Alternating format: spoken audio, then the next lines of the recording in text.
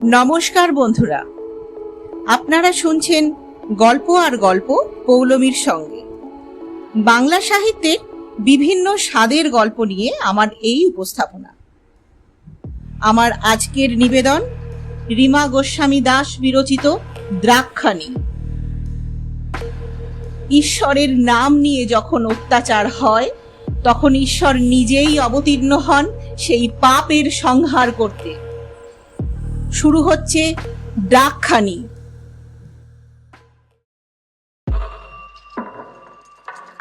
ধর্মর করে উঠে বসে উর্মি। মাথার পাশে গতকালের শিশুকন্যাকে দেখে উর্মি অবাক হয়ে যায়। উর্মি কন্যাকে জিজ্ঞাসা করে, তুমি কোথা থেকে এলে খুকু? কাল চলে গেলে কোথায়? তোমাকে খুঁজে পেলাম না। খুকু উর্মির পাশে এসে বসলো। তারপর উর্মির হাতে হাত দিয়ে বলল, মাতা চলো ওখানে খেলবো যে। উর্মি বুঝলো খুকু মন্দিরে যেতে চাইছে। খুকুকে উর্মি বলল, দাঁড়াও সোনামণি, আমি তৈরি হয়ে যাব। তুমি কি এখন যেতে চাও? তবে দাসীকে ডেকে তোমায় মন্দিরে পৌঁছে দেব। খুকু শয্যা থেকে ঝাঁপ দিয়ে নেমে গেল ভূমিতে। তারপর মিষ্টি হেসে বলল, মাতা তুমি আছো, আমি দাই। সে আর মুহূর্ত অপেক্ষা না করে ছুট লাগালো। উর্মির স্বপ্ন দেখে যে ভয় মনে ভর করেছিল তা নিমেষে উধাও হয়ে গেল শিশুকন্যার আধো আধো বুলি শুনে। খুকু সদ্য কথা শিখেছে, তাই তার কথন এখনো সুস্পষ্ট হয়নি। আর খুকু নিশ্চয়ই এই রাজমহলের কোনো দাসীর কন্যা, তাই সে মহলের প্রতিটা কোণা চেনে। উর্মির বড় স্বাদ হয় এমন এক কন্যার মা হওয়ার। দাসীরা সুগন্ধিযুক্ত জলে স্নান করিয়ে দেয় রাজমহিষী উর্মিমালাকে। দাসীরা একটা জিনিস লক্ষ্য করেছে যে প্রতাপশালী রাজন ইন্দ্রাশিস এই রানীটিকে কিন্তু বেশ সম্ভ্রম করে চলেন। এই রানীর শরীরে একটিও নখারাঘাত চিহ্ন মেলে না, রাজনের সঙ্গে রাত্রিবাস করার পরেও। যেখানে অন্য রানীদের নিয়ত ক্ষতবিক্ষত হতে দেখেছে দাসীরা, স্নান করবার সময় রানীর শরীরে নতুন নতুন আঘাত আবিষ্কার করেছে তারা। রাজন যেন একটু বেশি যত্নশীল এই রানীর প্রতি। দেবী কেশী ছিলেন একটু গম্ভীর, দাম্ভিক স্বভাবের। তিনি যে রাজকন্যা, আর এই রানী তো এই সাম্রাজ্যের এক সামান্য চাষির কন্যা, আর স্বভাব ও আচরণেও বড্ড নরম। তবুও রাজন কত মানেন উর্মিমালাকে, তাকে শিক্ষা গ্রহণ করার অনুমতি পর্যন্ত দিয়েছেন। রাজমহিষী স্নান সেরেই ছুটে যান মন্দিরের দিকে। উর্মিমালার পরনে আজ আলতা পেরে সাদা গরদের শাড়ি, গা ভরা গয়না, সিথি ভর্তি সিঁদুর, আর সর্পিনীর ন্যায় কেশ স্পর্শ করেছে ভূমি। উর্মি মন্দিরে এসে হাজির হয়। পুজো হবে কিছুক্ষণ পরই।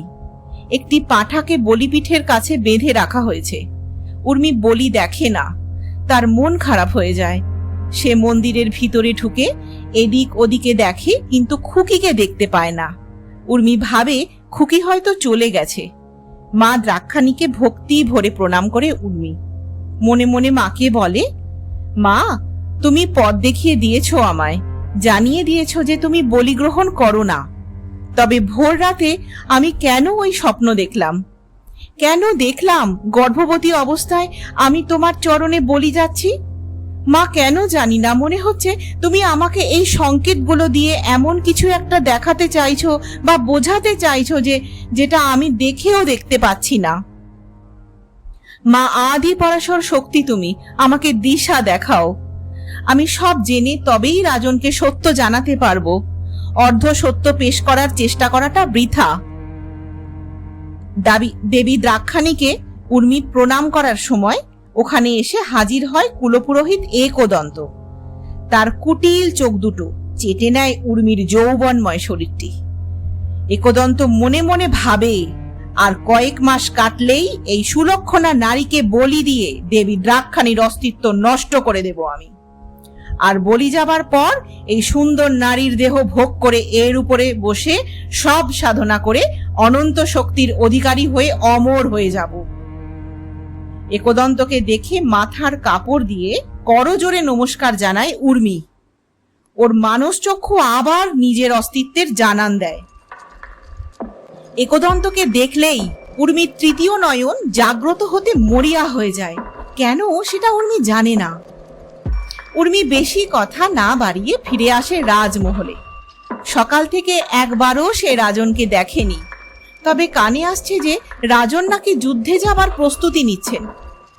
বড় ভয় লাগে উর্মির। রাজনকে ছেড়ে থাকার চিন্তা ওকে অবসন্ন করে দেয়। দুপুরে অন্ন গ্রহণ করে উর্মি আবার স্নান সেরে নেয় আর শুদ্ধ বস্ত্রে মন্দিরে চলে যায়।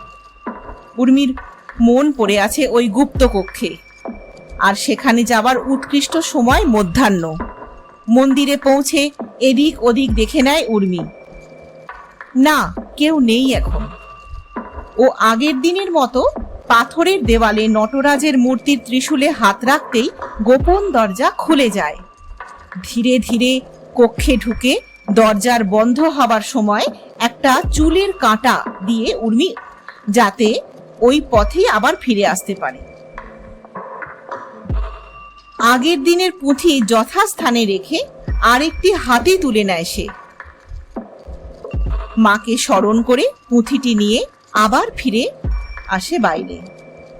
পুঁথি নিয়ে চুপিসারে রাজমহলে চলে যায় উর্মি। উত্তেজনা চেপে রাখা যাচ্ছে না, আর রাতের অপেক্ষা করা সম্ভব নয়। পুঁথি খুলে বসে পড়ে উর্মি। এটি কালিকা পুরাণ, যেখানে একটি বিশেষ অধ্যায়কে চিহ্নিত করা হয়েছে।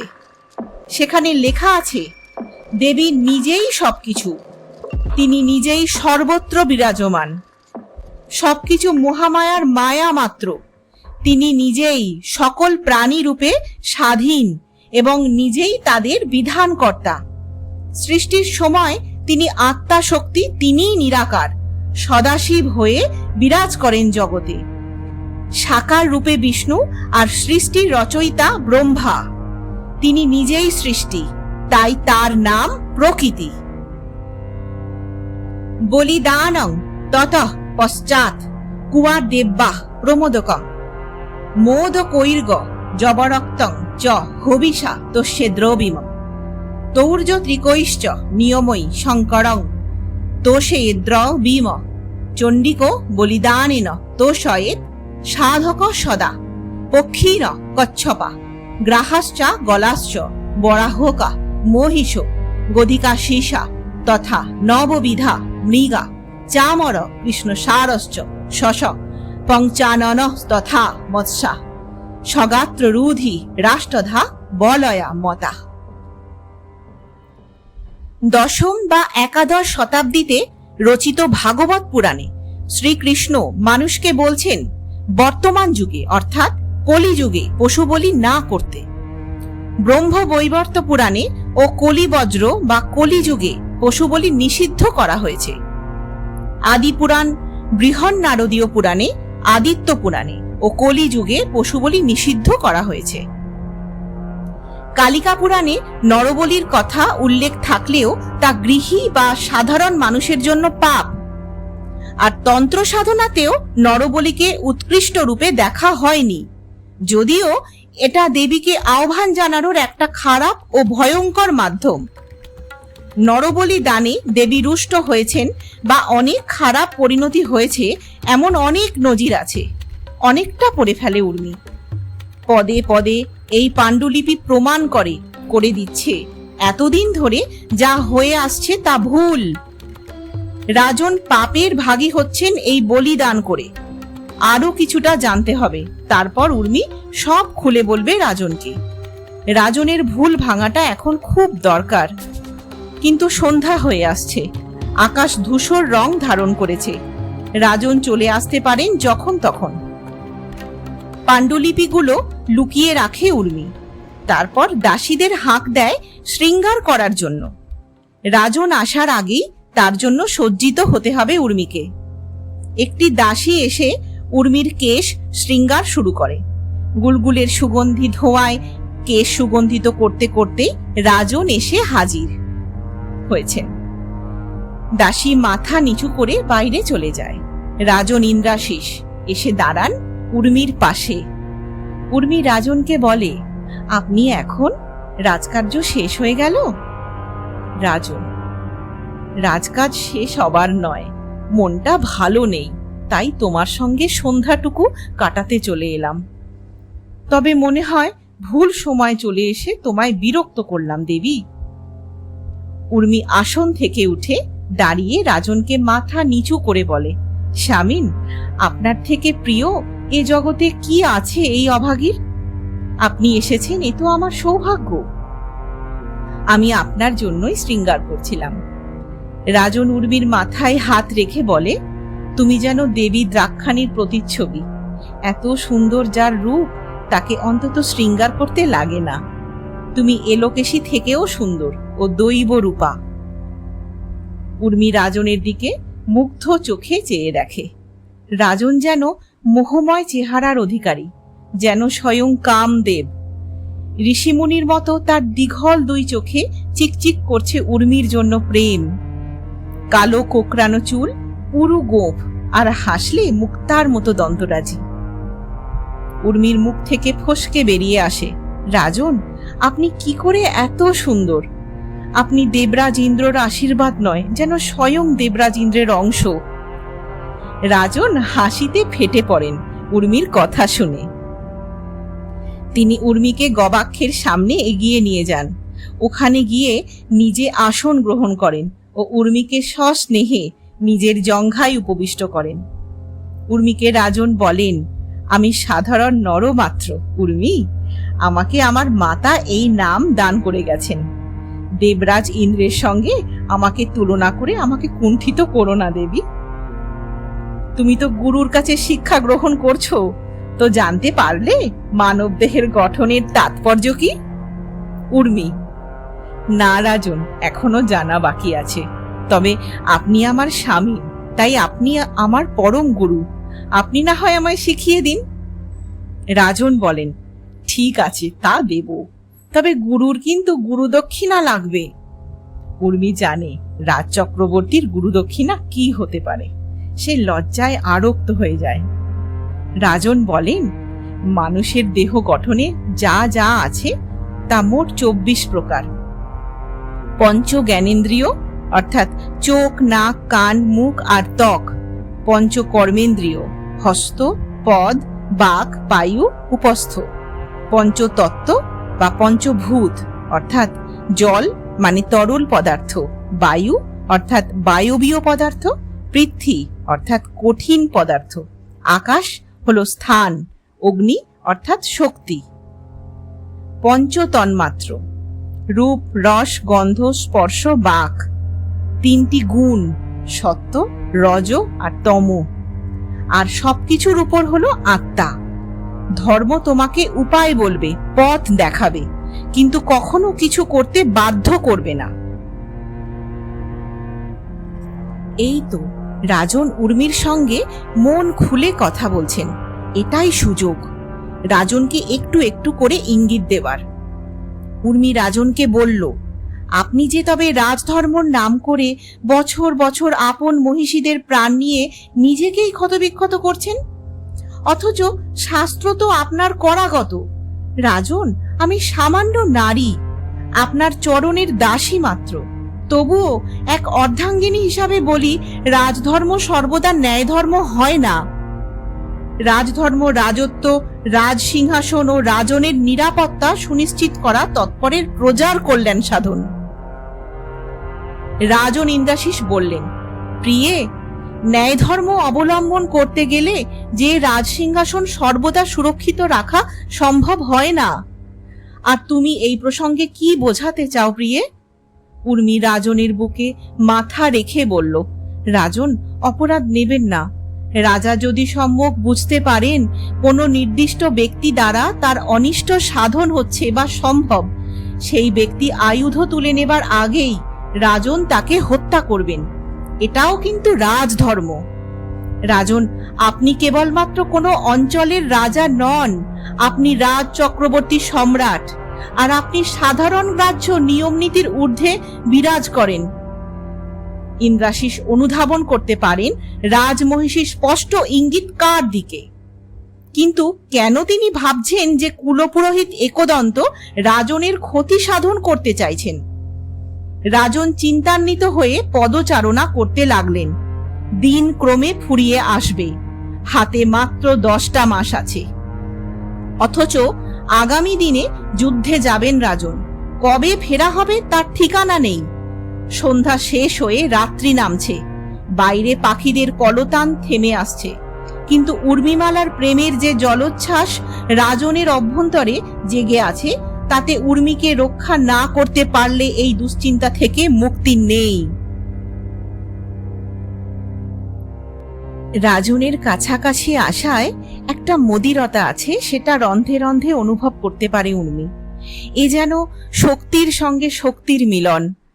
এতটা ভালো লাগা আগে কোনোদিন অনুভব করতে পারেনি উর্মি। রাজনের ক্ষত্রিয় মেজাজ, দৈব রূপ, উদগ্র কামনা উর্মির প্রতি, সব মিলিয়ে উর্মি মোহিত। রাজনকে ছেড়ে অন্য কিছুই ভাবতে ইচ্ছা হয় না তার। কিন্তু এই সুখ যদি আগামীকাল বজায় রাখতে হয়, তাহলে এখন উর্মিকে বুঝতে হবে দেবী দ্রাক্ষাণীর পুজোর আসল পদ্ধতি, পুজোয় নরমেদ চালু করার কারণ, সঙ্গে কুলপুরোহিত একদন্তর মনোভাব। আপাত দৃষ্টিতে একজন সুযোগ্য অভিভাবক মনে হয় যাকে, সেই একদন্তর ইতিহাস আসলে কি? উর্মি অনেকবার ভেবেছে, যা তথ্য সে জেনেছে অনায়াসে রাজনকে তা জানায়। তিনি হয়তো ওই গুপ্তকক্ষে হানা দিয়ে পুঁথি উদ্ধার করে দেবীর বলি নিষেধকে মেনে নেবেন। তারপর আবার অন্তর মনকে বলে, রাজমহিষী, এ ভুল করো না। এই সাম্রাজ্যের অছি রাজনের হাতে থাকলেও ওর সমস্ত আস্থা আছে কুলপুরোহিত একদন্তর উপরে। তাছাড়া পুঁথি সব উদ্ধার করে রাজন তো সেগুলি পড়বেন না, পড়বেন তো ওই কুলপুরোহিত একদন্তই। এই সব কিছুর হদিশ পেলে তিনি আবার রাজাকে বিপথে চালনা করবেন। রাজন হত্যালীলা কোনোদিন চেয়েও শেষ করতে পারবেন না। রাজন সব পরামর্শ একদন্তর সঙ্গেই করেন। প্রত্যেক সন্ধ্যা কাটান একদন্তর মন্ত্রণালয়ে, ফেরেন নেশায় চূর হয়ে। পিতাসম একদন্ত কেন রাজনকে এই নেশা জাতীয় দ্রব্য পরিবেশন করেন? প্রথম দিনেই রাজন স্বীকার করেছিলেন যে আগে তিনি নগরবধূ ইন্দুবালার কাছে যেতেন। তাছাড়াও দাসীদের সঙ্গেও শারীরিকভাবে ঘনিষ্ঠ হতেন। কিন্তু এবার তিনি নিজেই অযাচিতভাবে উর্মিকে কথা দিয়েছেন যে তিনি এক নারীতেই গমন করবেন। এই প্রতিজ্ঞা উর্মি চায়নি, রাজন করেছেন। আর এই প্রতিজ্ঞার কারণ রাজনের উর্মির প্রতি মুগ্ধতা। উর্মি নিজেও মন দিয়ে ফেলেছে তার প্রাণ পুরুষকে। এখন দেবী চাইলে তিনি রক্ষা করতে পারেন সবকিছু। উর্মি একটি করে পুঁথি নিয়ে আসে, সেটি অধ্যয়ন করে পুনরায় রেখে আসে যথাস্থানে। মন্দিরে মাঝে মাঝেই দেখা হয় সেই খুকির সঙ্গে। খুকিকে সদরের কাছে দাঁড় করিয়ে উর্মি কখনো কখনো ভিতরে যায় পুঁথি সংগ্রহ করতে। খুকি খেয়াল রাখে ভিতরে কেউ আসছে কিনা। উর্মি সেজের আলোয় পুঁথি খুলে বসে।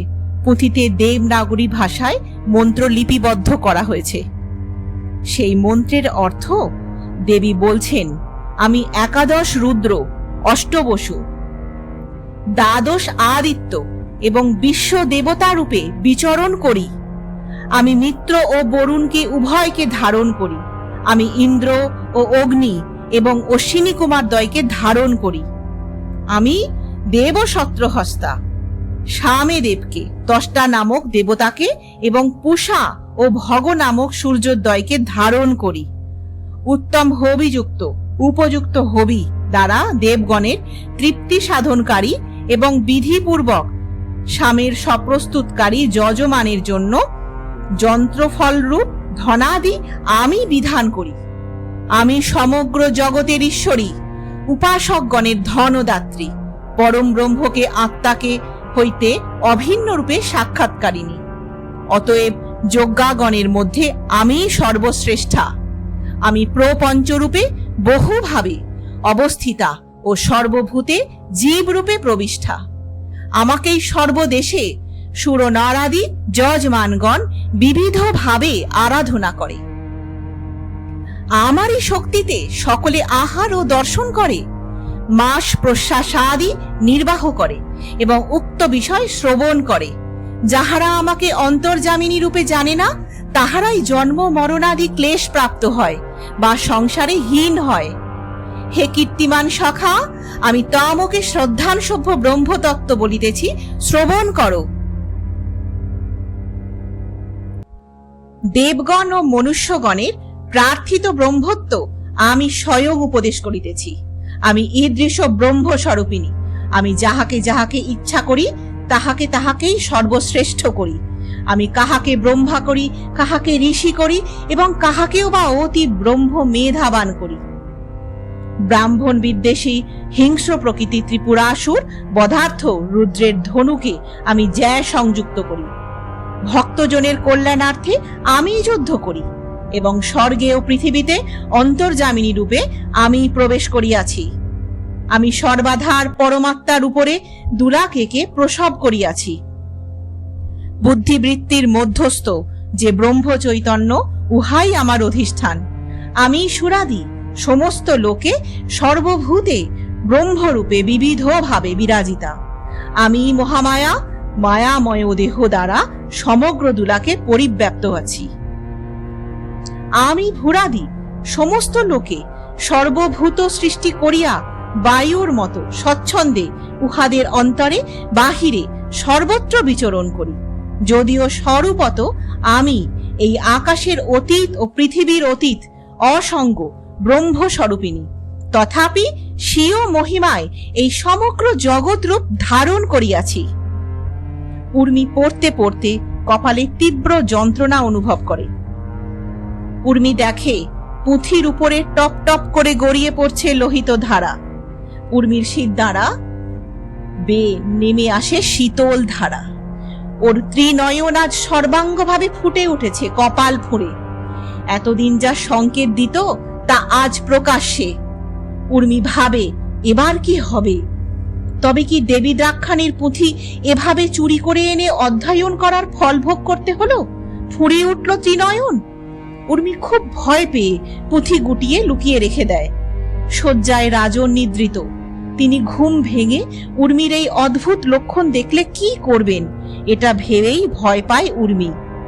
মাথায় ভীষণ যন্ত্রণা আর রক্তে মাখা কপাল নিয়ে বসে আছে উর্মি। কি হবে এবার? দেবী দ্রাক্ষাণী কি পথ দেখাবেন উর্মিকে?